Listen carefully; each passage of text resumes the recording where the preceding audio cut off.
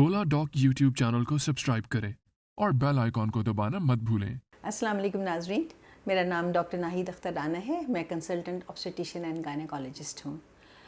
मैं इस वक्त हमीद लतीफ़ हॉस्पिटल में और नोवीमेट स्पेशलिस्ट क्लिनिक में प्राइवेट प्रैक्टिस कर रही हूँ। यहाँ आने से कबल, जो कि तकरीबन 3 साल पहले, मैं इंग्लैंड के एक बहुत बड़े हॉस्पिटल में एज ए कंसल्टेंट काम कर रही थी और तकरीबन 10 साल एज ए कंसल्टेंट मैंने वहाँ काम किया। उससे पहले मैं सऊदी अरेबिया में एज ए कंसल्टेंट काम कर रही थी। आज हम आपको एक बहुत ही इम्पॉर्टेंट टॉपिक पे कुछ बात करने लगे हैं, जो कि एक्चुअली बड़े इंटरेस्टिंग सा टॉपिक है और काफ़ी पेशेंट्स जो हैं उसके बारे में हमसे पूछते हैं।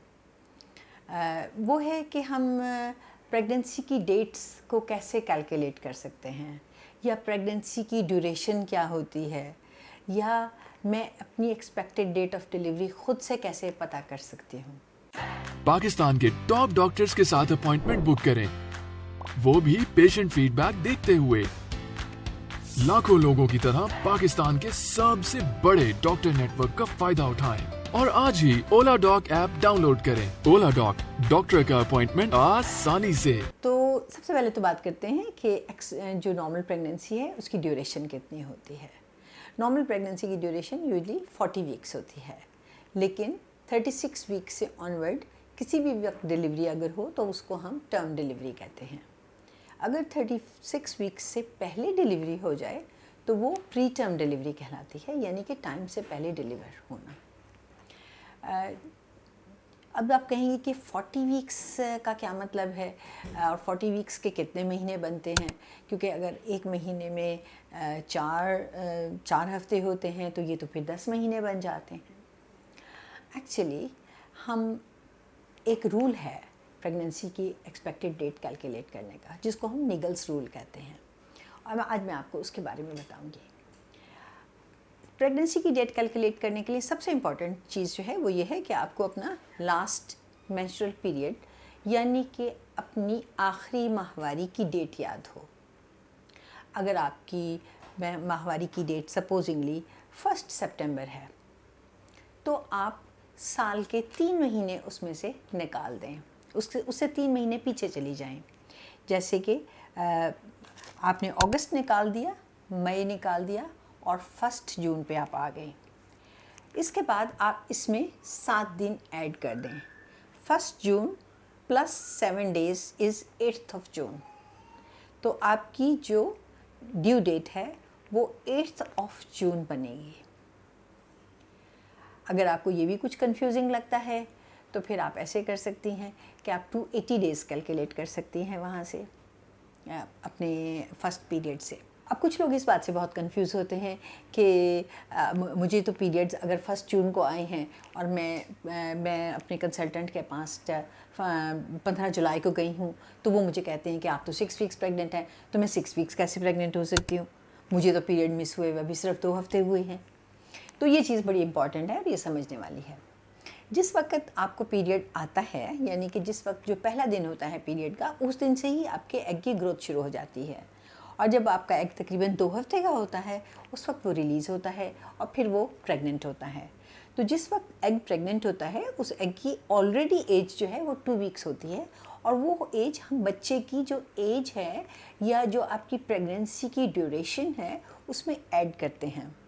तो इसीलिए आप जब 15 जुलाई को अगर किसी डॉक्टर के पास आएंगी तो वो आपको ये बताएंगे कि आप तकरीबन 6 वीक्स प्रेग्नेंट हैं, तो आप इस बात से कंफ्यूज ना हों।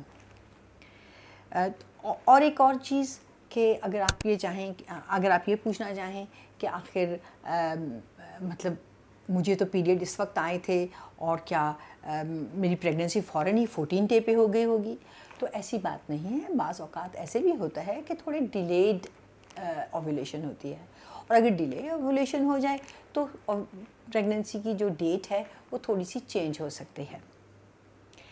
कुछ लोग मुझसे ये सवाल करते हैं कि हम डेटिंग जो प्रेगनेंसी की करते हैं वो किस तरह से करते हैं, और क्या अल्ट्रासाउंड ज़्यादा एक्यूरेट है या आपकी डेट्स ज़्यादा एक्यूरेट है। तो ये भी एक बहुत ही इम्पॉर्टेंट सवाल है, और उसको समझने के लिए भी आपको थोड़े से